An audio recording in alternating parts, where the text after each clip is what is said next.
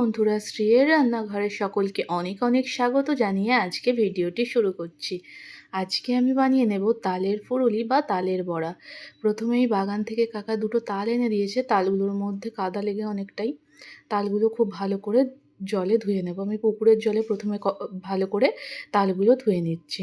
বর্ষাকাল মানেই তালের বড়া, তালের পিঠে এগুলো খেতে ভীষণ ভালো লাগে। এছাড়া তালের রুটি।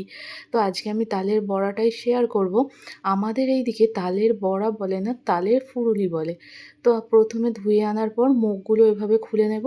টানলেই, পাকা তাল হলে এরকমভাবে টানলেই মুখটি খুলে যায়। তারপর আবারও একবার কলের জলে ধুয়ে নেব। তারপর তাল থেকে খোসাগুলি ছাড়িয়ে নেব।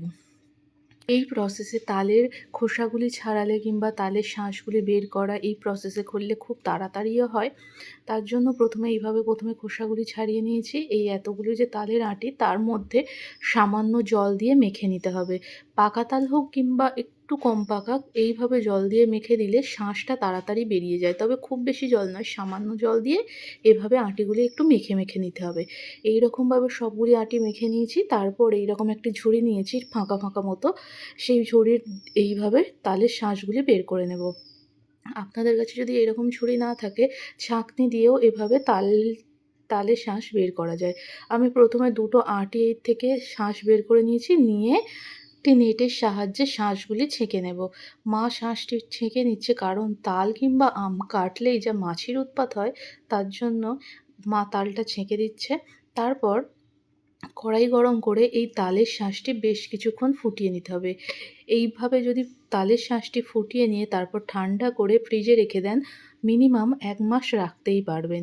তো এইভাবে তালের শাঁসটি ফুটিয়ে নিচ্ছি। তারপর তালের ফুরুলি বানানোর জন্য এখানে 400 গ্রাম ময়দা, 200 গ্রাম সুজি আর 300 গ্রাম চিনি নিয়েছি।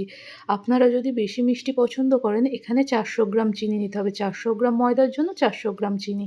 আমাদের বাড়িতে যেহেতু সবাই চিনির পরিমাণ কম খায়, তাই আমি 300 গ্রাম চিনি ব্যবহার করেছি। প্রথমে ময়দা, তারপর সুজি আর চিনি একসাথে ভালো করে মিশিয়ে নেব। আর অল্প অল্প একটু বাটিতে রেখেছি, অল্প অল্প করে মেশাতে থাকবো আর জল দিতে থাকবো, তার জন্য একটু রেখে দিয়েছি। তারপর প্রথমে 2 চামচ মতো তাল দেব, দিয়ে একসাথে মিশ্রণটি খুব ভালো করে মিশিয়ে নেব। এইভাবে যদি তালের ফুলুরি বানান, এটি খেতে ভীষণ ভালো হয়। ময়দার পরিমাণটাও কম আর সুজি দেওয়ার কারণে মচমচে হয় আর ভীষণ ভালোভাবে ফুলে যায়। আর তালের বড়াটা খেতে খুবই ভালো হয়। আপনারা এই প্রসেসে একবার বাড়িতে বানিয়ে দেখবেন। এই রকমভাবে অল্প অল্প করে জল দেব আর অল্প অল্প করে মাখবো। খুব বেশি পাতলা করে ব্যাটারটি বানাবো না, একটু গাঢ় রাখতে হবে। এইরকমভাবে জল দিয়ে দিয়ে ময়দাটি মেখে নিচ্ছি, আর এরই সাথে সাথে যে অল্প ময়দা সুজি রেখেছিলাম সেটি দিয়ে দেব। সবগুলির মিশ্রণ মেশানো হয়ে গেলে এভাবে হাতের সাহায্যে বেশ কিছুটা সময় ধরে ফাটাতে হবে। এই ফাটানোর কারণেই তালের বড়ার মধ্যে জালি জালি হবে, প্রত্যেকটি বড়া ফুলবে। দেখুন এই রকম ব্যাটার করেছি, খুব পাতলাও নয় খুব গাঢ়ও নয়। আর এই ব্যাটারটি করা হয়ে গেলে দেখুন এই রকমভাবে যখন হাত দিয়ে বড়াগুলি করাতে দেবেন, যাতে খুব তাড়াতাড়ি পড়ে যায়। এতে জলের পরিমাণটা আমি ওই 1 কাপ মতো ব্যবহার করেছিলাম। তারপর কড়াইতে বেশ কিছুটা পরিমাণ সাদা তেল দিয়ে দেব।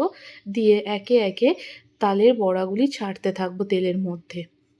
আর তালের বড়ার এক সাইড দিয়ে ছাড়তে থাকবো আর খুন্তি দিয়ে অন্য সাইডগুলো উল্টাতে থাকবো, নইলে পুড়ে যাবে। তো এইরকম লাল করে বড়াগুলি ভেজে নিয়েছি। সবগুলি বড়াই একই প্রসেসে ভেজে নেব। প্রথমবারগুলি তুলে নিচ্ছি, তারপরে আবারও তেলের মধ্যে বড়াগুলি ছাড়তে থাকবো। আমার ভিডিও যদি আপনাদের ভালো লেগে থাকে, অবশ্যই একটি লাইক করে দেবেন। আর যদি আমার চ্যানেলে নতুন বন্ধু হয়ে থাকেন, চ্যানেলটিকে সাবস্ক্রাইব করবেন। আর ফেসবুক পেজ থেকে দেখলে পেজটিকে ফলো করে দেবেন। আর ভিডিওটি পুরো দেখার জন্য অনেক ধন্যবাদ।